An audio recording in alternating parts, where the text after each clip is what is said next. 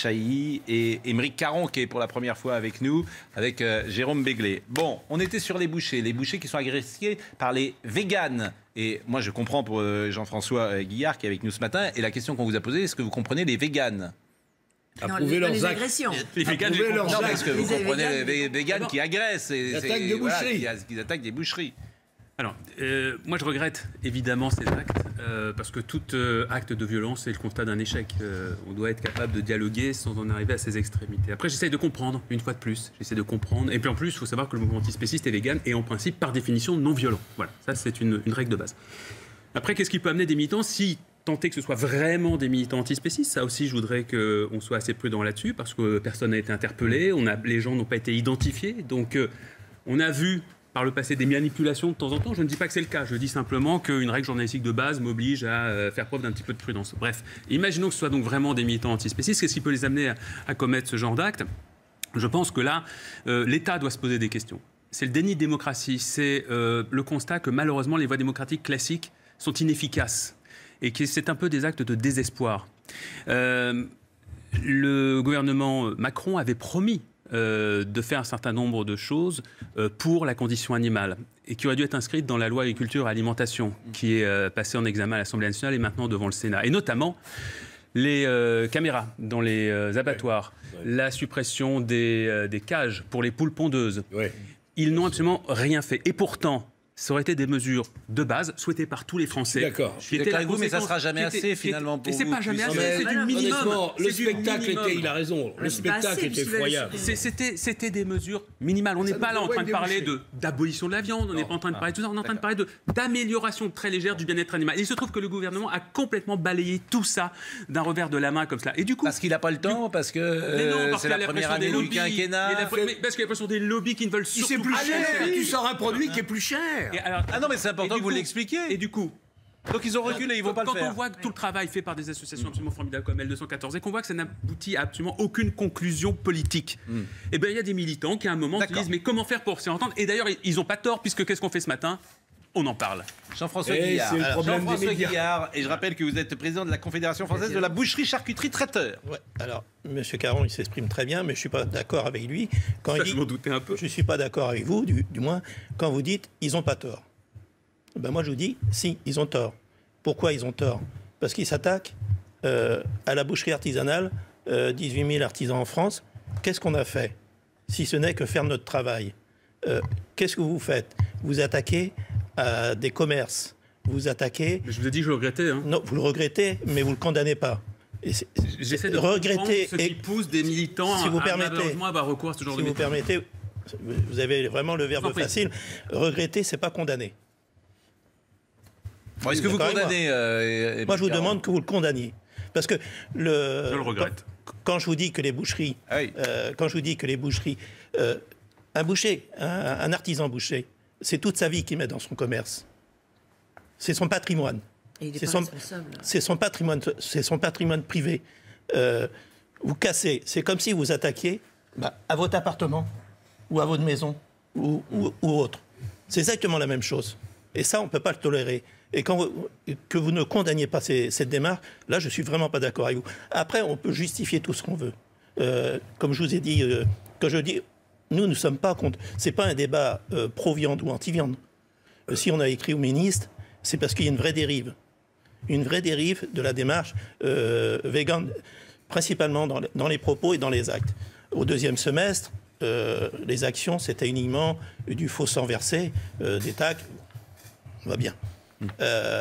Après, il y a eu deux échéances importantes. La première, c'est les attentats de Trèbes, avec des propos d'une personne... C'est une végane qui avait dit effectivement qu'un boucher soit mort. Oui, une végane, certes. Mais aujourd'hui... C'est un acte... Voilà, elle n'est pas représentative du mouvement végane non plus. Elle est toute seule, et ce qu'elle avait dit... Je suis d'accord avec vous. Mais aujourd'hui... C'était le boucher qui avait été tué, je le rappelle, dans... Oui, mais si vous permettez. Aujourd'hui, avec les médias, aujourd'hui, elle l'a fait sur Facebook. Qu'est-ce qu'elle a fait? ça fait boule de neige. Bien sûr. Donc, c'est ça. Tous les véganes ne pensent pas. Mais non. Pour être clair, je les condamne, ces propos. Voilà, j'utilise le mot. Et alors, je vais terminer. Pascal, à juste titre, ça n'est pas une personne qui représente le mouvement. Vous comprenez? C'est une personne chez elle qui, sa connerie, de la dire dans sa salle de bain, l'a mis sur Twitter. Voilà. Non, mais je vais terminer, si vous voulez bien, le raisonnement, et après, on discute.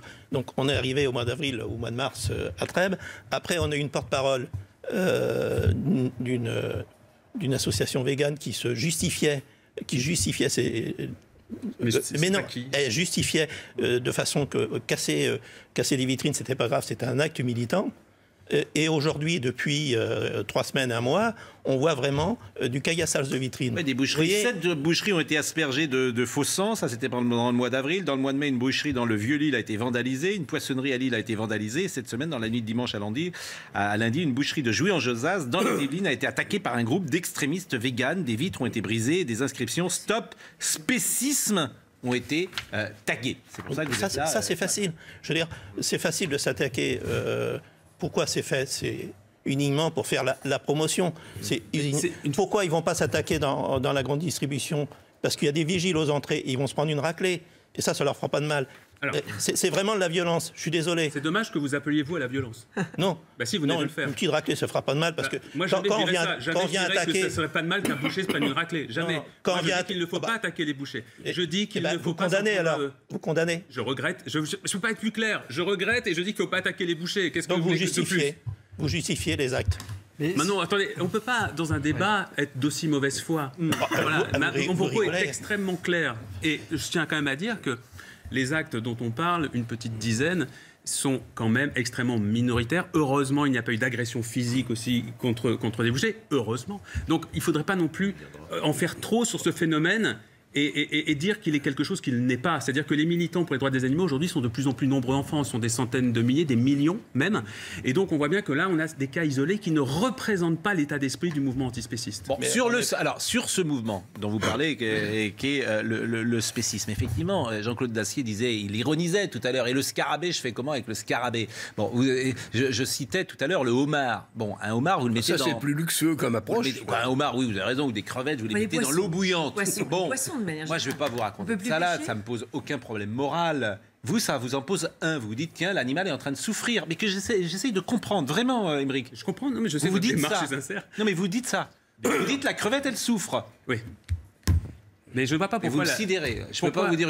Mais à partir de quel animal ça s'arrête? C'est-à-dire que vous êtes bonne question. C'est-à-dire que vous écrasez une fourmi et vous ne dormez pas pendant 2 jours. Si j'écrase une fourmi, ça me pose un problème. Mais la question de la fourmi... Non, j'ai la même question. Je reviens de la campagne tous les week-ends. J'en suis à mon 4e tic. Je fais quoi? Je le laisse me transmettre la maladie de Lyme ou je l'arrache et je le tue? Alors, à partir de mais il y a toujours un peu d'ironie, d'ailleurs, forcément. Parce que... mais répondez. Non, pas forcément. Les animaux, pas toujours. Répondez. Qu'est-ce que je fais? Et ils sont pas... Répondez. 4 questions. J'ai pas pu... Non, mais laissez-le répondre. Mais je laisse répondre. Allez-y. Vous ne faites, c'est très intéressant ce que vous faites depuis 5 minutes, vous ne me parlez que des cas, ce qu'on appelle les cas marginaux. C'est-à-dire que ce ne sont pas les cas qui nous préoccupent, nous, les antispécistes, principalement. Ce sont des cas qui nous intéressent en deuxième intention. C'est-à-dire qu'on doit être amené à y réfléchir également. Après, je peux répondre à votre question. Il y a quand même une règle de base. Gandhi, on lui avait posé la même question d'ailleurs, parce que lui aussi était non-violent, végétarien.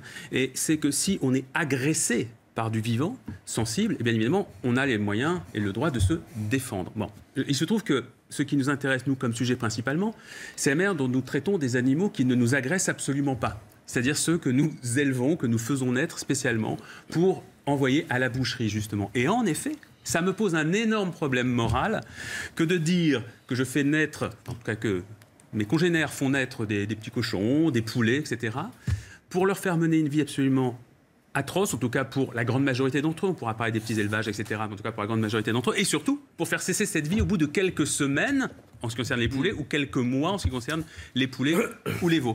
Et alors, effectivement, la question qu'on pose, c'est qu'est-ce qui nous autorise moralement à faire cela? Sachant que nous avons déjà, nous, en tant qu'humains, compris que nous avons un rapport à nos congénères animaux, puisque nous sommes nous aussi des animaux. Nous avons compris que nous avons un rapport avec eux qui nous oblige à certains devoirs à leur égard.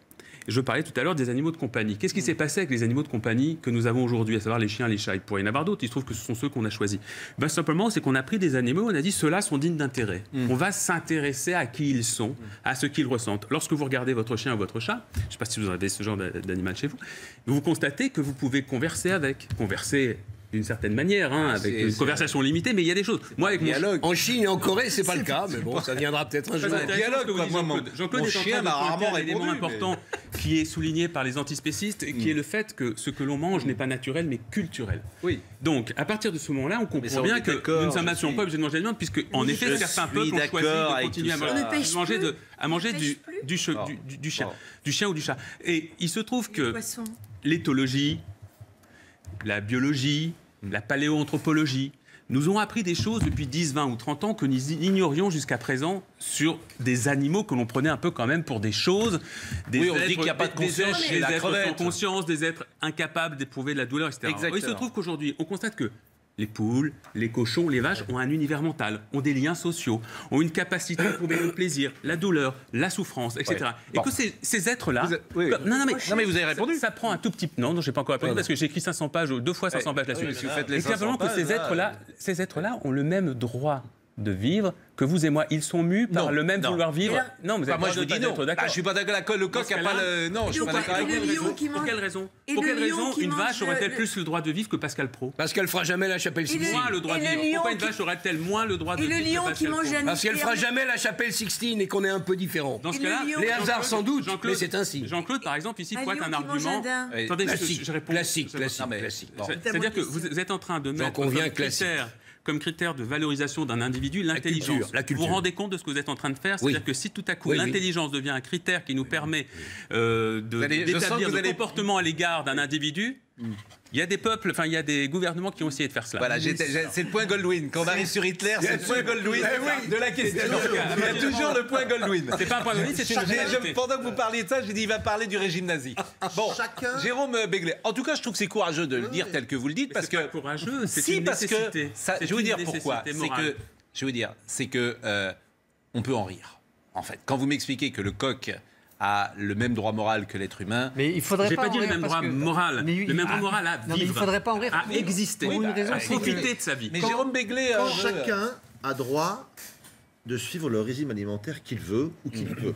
Et en dehors des considérations médicales, je n'établis pas de hiérarchie dans les régimes alimentaires. Simplement, je me suis intéressé à savoir qui mangeait quoi en France, parce que je n'en savais rien. Il y a une étude de 2016 de l'ANSES, qui est l'Agence nationale de sécurité sanitaire et alimentaire, qui dit que 97% des Français mangent régulièrement ou occasionnellement de la viande. On en consommerait, je fais confiance à l'ANSES, 84,6, 85 kilos par an et par personne. C'est un peu moins que dans les années 90 et c'est 10 kilos de plus que dans les années 70. Et après, ce qui m'a le plus, là, je n'avais aucune idée de ça, il y aurait de 1 à 3% de végétariens en France, chiffre absolument stable depuis 30 ans, et moins de 200 000 véganes en France. Oui. Encore une fois, je ne mets aucune hiérarchie entre tout le monde. Simplement, je... exact, le nombre de végétariens et de végétariens est en grande augmentation depuis 5 ans. Sans doute que l'ANSES dit n'importe quoi, mais en tout cas, c'est les seuls... Ce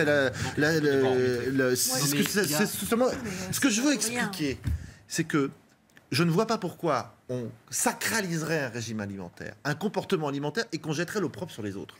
Moi, c'est pas du tout le sujet, là. Si vous permettez, Jérôme, c'est quand même ce qu'il dit. C'est un point de vue moral qu'il défend. Ça n'a rien à voir avec un régime alimentaire. C'est un point de vue moral. Moi, je me remets en cause le point de vue moral, mais ça n'a rien à voir avec un régime alimentaire. Et déduit du point de vue moral. Non, ça n'a rien à voir. Mais faites attention quand même. Faites attention quand même, parce que quand ça va venir sur le végétal, quand on va se rendre compte que le pied de vigne a peut-être une conscience, vous n'allez plus voir et que les arbres se parlent entre eux, on n'est pas sorti de l'auberge. Alors, pas tous ensemble. Si on dit que la distinction s'établit parce que l'être humain a créé la chapelle Sixtine, mais c'est justement parce que l'être humain a créé la chapelle Sixtine qu'il a un peu plus d'obligations par rapport aux autres, à tous les autres vivants. Moi, je ne rentre pas dans le débat allemand. Non, je ne suis pas végane.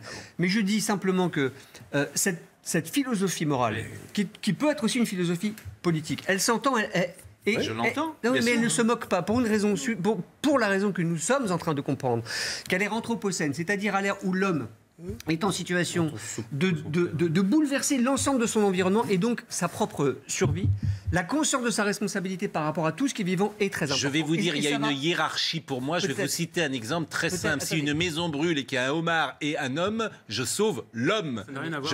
Ah bon, il y a une hiérarchie pour moi. On ne parle pas de... Je ne sais pas pourquoi je parle de homard. Et ensuite, je voudrais quand même qu'on parle un peu de la boucherie, si vous voulez bien. Parce que monsieur est représentant d'une profession qui va devoir s'interroger sur les évolutions alimentaires, etc. Vous venez d'en parler, mais aussi autre chose. L'augmentation de la production de viande va poser problème à l'humanité tout entière et à la planète, tout simplement. Moi, je mange de la viande de temps en temps, mais il se trouve que les élevages, c'est la consommation aujourd'hui de 8% des capacités mondiales en eau. C'est plus possible. C'est des élevages avec des monocultures intensives pour les nourrir. C'est l'appauvrissement des terres. C'est une autre question. Non, parce que derrière se pose aussi à terme la reconversion. Je ne dis pas qu'il faut supprimer les professions que vous représentez. Je dis juste qu'il va falloir s'interroger quand même sur les reconversions. Et d'ailleurs, si vous avez évoqué les scarabées tout à l'heure, c'est bien parce qu'on est en train de s'interroger sur d'autres apports. Ça a commencé, bien sûr. Que la simple protéine animale. Vous voulez répondre et puis après, Émeric Caron, parce qu'il nous reste quelques minutes et je voulais parler de tellement d'autres sujets. Je fais vraiment un métier par passion. Vous avez très bien dit, 97% des Français consomment de la viande. 2 ou 3% sont végétariens ou végétaliens. Nous les respectons. Nous les respectons. Où on est quand même un petit peu opposé. Ce qu'on veut nous imposer, c'est une certaine idéologie. Ça, on ne peut pas tolérer ça. On est quand même dans un pays de liberté, de pensée, liberté d'expression, mais aussi une liberté de consommer ce qu'on a envie. Ça, c'est quand même quelque chose. Et après, pourquoi vous dites que c'est pas exact? Je vais laisser finir monsieur, je réponds. Ouais. Et après, quand vous parlez de l'élevage, ne mélangez pas l'élevage français. En France, vous n'avez pas de feedlot. Vous n'avez pas de feedlot. Oui, mais... Quoi, le feedlot ? Alors, les feedlots, c'est l'élevage intensif américain ou canadien ou brésilien ou... mais on ne va pas rentrer, dans le détail. Ce qui m'intéresse, c'est le point de vue moral. C'est pour ça qu'Émeric Caron, sa position m'intéresse pour le coup, parce que je la trouve... Moi, je trouve qu'il faudrait juste... Émeric Caron vous répond. Il y a quand même une morale. On est quand même... Il y a quand même une morale dans notre... Émeric Caron vous répond. Du coup, parce qu'il y a eu plusieurs choses qui ont été dites, donc je ne sais même plus sur quelle... Moi, je trouve qu'il faudrait... Alors, j'ai posé une question. Moi, il me semble important de distinguer, d'une part, votre problématique sur les conditions de la vie animale, et d'autre part, le fait de, oui ou non, manger des animaux. Ça me semble des questions très différentes. Parce que d'un côté, on peut améliorer la condition, et c'est un combat légitime. Et de l'autre côté, est-ce qu'on n'a plus le droit de pêcher? Non, on n'a plus le droit de pêcher, en tout cas, Émeric, moi j'ai une question toute bête, toute simple. Non, mais il ne faut pas répondre à une question. Je ne veux pas terminer cette émission sans savoir. On mange quoi? Mais c'est la même question. Alors on mange quoi? Je dis quoi à mes enfants? Laissez-le répondre enfin. J'ai jamais vu ça. Émeric, laissez-le répondre. Il vient, il peut pas répondre. Émeric, on mange quoi? Si on est là, dis-moi. Il s'estime quand même un peu plus que nous. On mange une nourriture entièrement végétale à base de céréales, de légumineuses, de fruits. Et il y a absolument tout ce qu'on veut dans l'alimentation végétale pour non seulement obtenir tous les nutriments dont on a besoin, mais en plus pour manger une cuisine très savoureuse. Vous savez qu'il y a dégueulasse. On entend ça, j'ai envie de me prendre un autre. Franchement, c'est dégueulasse, les graines. Non, mais laissez-le répondre. Vous n'avez pas répondu à ma question. J'entends ça, j'ai envie de me faire une Émeric, vas-y, impose-toi. La morale. Et ce genre de remarques que j'ai d'entendre à peu près 1872 fois ne vous honore vraiment pas et n'élève vraiment pas le débat. Tellement il s'est le argument par définition. Mais non, mais laissez-moi terminer. Vous vendez tellement mal votre soupe que... Laissez-moi terminer, s'il vous plaît. Votre bout de gras. Jérôme. Donc, on trouve effectivement dans la nourriture végétale aujourd'hui des saveurs extraordinaires, même que vous ne connaissez absolument pas, Pascal, que vous n'avez pas pris la peine de les goûter. D'abord, il y a aujourd'hui des cultures qui, depuis des siècles, depuis des millénaires, ont développé ces saveurs. Je pense aux cultures en Inde, en Chine, etc. Et il y a aujourd'hui des chefs étoilés, au Michelin, qui sont devenus véganes, non seulement dans leur vie, mais également dans la cuisine qu'ils proposent. C'est parce qu'en plus, c'est une cuisine en constante évolution. On est en train de l'inventer. Alors peut-être que ça vous fait peur, peut-être que vous avez du mal à vous faire à cette idée, mais oui, on peut également faire évoluer son régime alimentaire. Et vous pensez qu'on peut nourrir l'humanité avec cette cuisine-là? Alors, c'est même mieux que ça. C'est-à-dire qu'on ne pourra pas... Je pose la question. On ne peut plus nourrir l'humanité aujourd'hui avec de la viande. Vous savez qu'il y a encore une très très grande partie de l'humanité qui ne mange pas de viande aujourd'hui. Or, le régime occidental, lui, prône au contraire effectivement une consommation très grande, entre 60 et 120 kilos de viande par an par habitant. Et si jamais tous les pays émergents se mettent à manger autant de viande, c'est la catastrophe absolue. Nous n'avons pas les capacités pour nourrir ces gens avec de la viande. Donc au contraire, le régime végétal qui lui nourrit directement les gens avec des calories végétales, eh bien, est bien plus respectueux de l'environnement et de la planète que la viande. Quand vous parlez... Et je voudrais juste terminer, parce que je vous laisse ensuite répondre. Oui, mais enfin, attendez, j'ai tellement d'arguments. Parce que la question est morale. Et vous savez, justement, je veux vous parler de morale. On fonde nos sociétés sur des règles morales. Oui, je veux vous parler de morale, sur justement. Des règles de comportement les uns vis-à-vis des autres. Il y a des règles qu'on trouve notamment dans les religions, mais également dans nos sociétés laïques. C'est par exemple, ne fais pas à autrui ce que tu ne voudrais pas que l'on te fasse. Ou encore, laissez-moi finir si vous voulez Pascal, ma liberté doit aller jusqu'au point où elle ne nuit pas à la liberté des autres. Appliquons ces règles-là on n'est pas des saints. Aux individus qui sont les animaux. Pascal, si vous êtes là jusqu'à 15 heures. Respectueux. Enfin, vous parlez depuis 20 minutes pour dire la même chose en boucle. La question morale. Je ne parle pas depuis 20 minutes en boucle, je donne des arguments différents, mais comme vous êtes incapable de comprendre... Non, il est convaincant. Moi, je trouve qu'il est très convaincant. Il est très convaincant. Parce qu'il a rétabli la hiérarchie. Non, il est très convaincant. Je ne suis pas d'accord, mais il est très convaincant. Alors, moi, je veux bien qu'on parle... Vous avez 30 secondes. Non. Ce qui va se passer un jour, c'est que les antispécistes ne viendront plus en plateau, tellement ils sont empêchés d'argumenter, tellement ils sont ridiculisés, tellement ils sont agressés. Comment peut-on ensuite raconter?